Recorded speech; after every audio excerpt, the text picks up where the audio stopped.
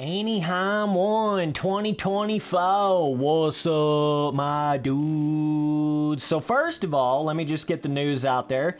Yes, I did end up missing the first pro race because I was sicker than a dog, my dogs. Okay?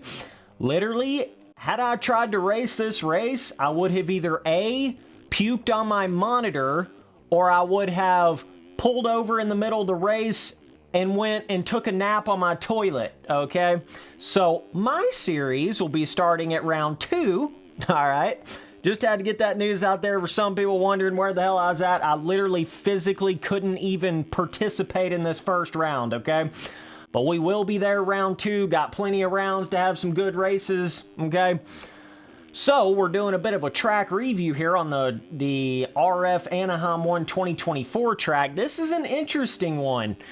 Haven't rode a ton of laps on it, just getting back into the game, just getting back to where I can even get out of the bed, okay?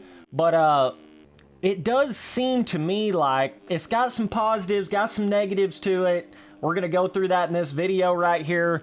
So, let's just start with the positives, okay? The two biggest positives of this track is the berm size and the jump height. Okay, specifically those two things right there seem to be better on this track than most of the previous Anaheim ones that I've seen from RF Racing, okay?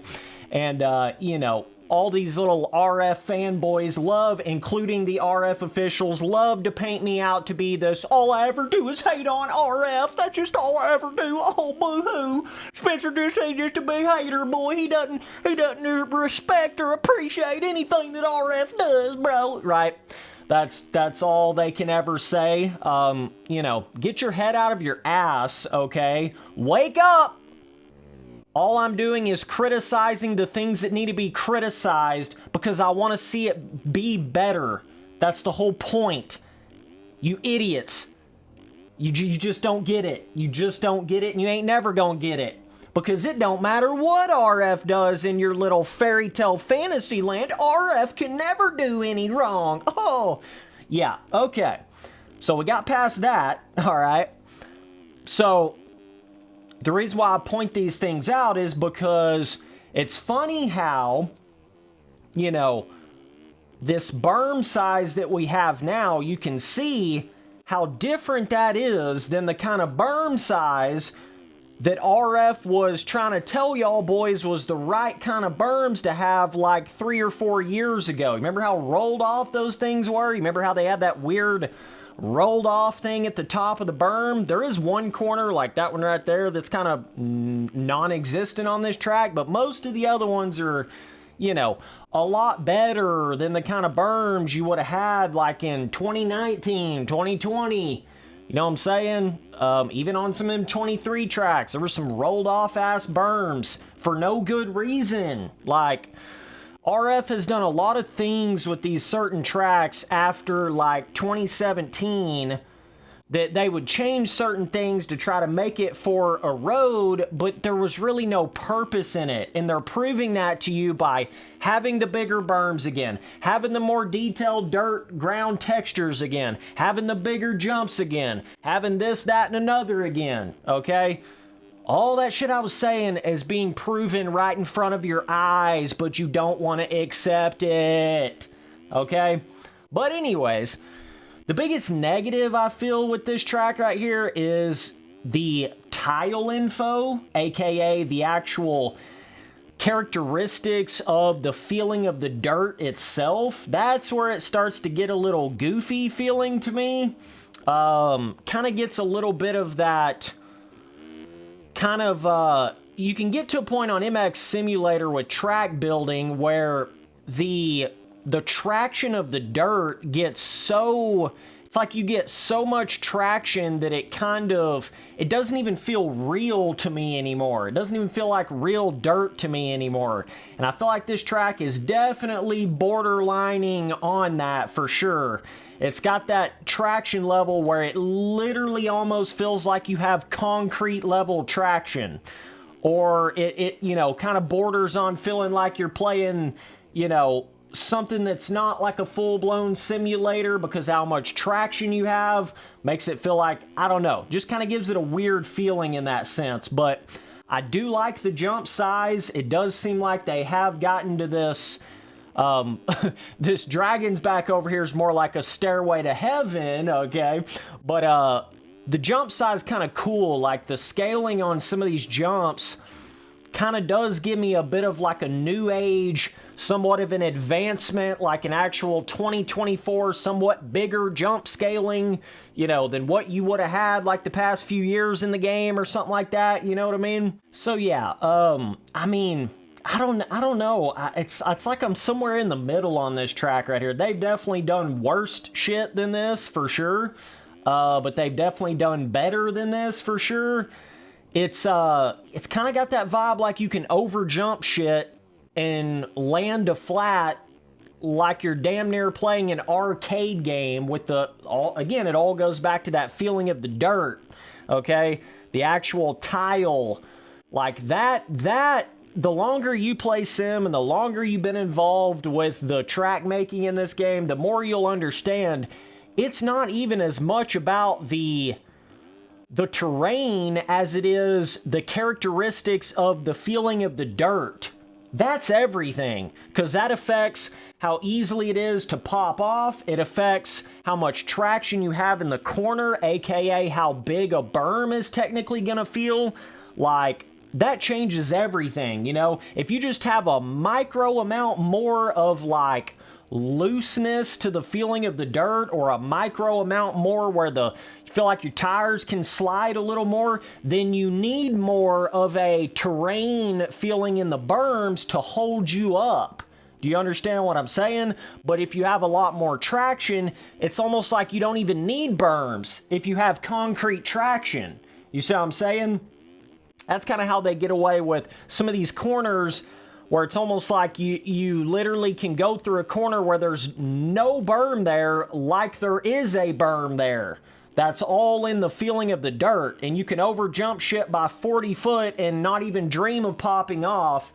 That's because of the characteristics of the dirt, okay? That's where all that comes from. I suppose they're making the dirt so tractionable like that because if you don't know, the Erode system in this game, the terrain deformation in this game, makes the track slicker. It's done that from day one. It still does that. So that kind of seems like that's maybe another, let's do a workaround for the Erode system to try to make the Erode system better. That's kind of what it seems like to me. Because, you know, if you make the base version of the track way more traction than it should be, and then you get the Erode on top of it that makes it slicker than it should be, then I feel as if RF thinks you're somewhat getting back to like a normal point at that point. But that all goes back to, you know, how many things are you gonna have to change and work around and try to do to try to build it around the Erode system? You know, how many things you're gonna have to give up for the Erode system?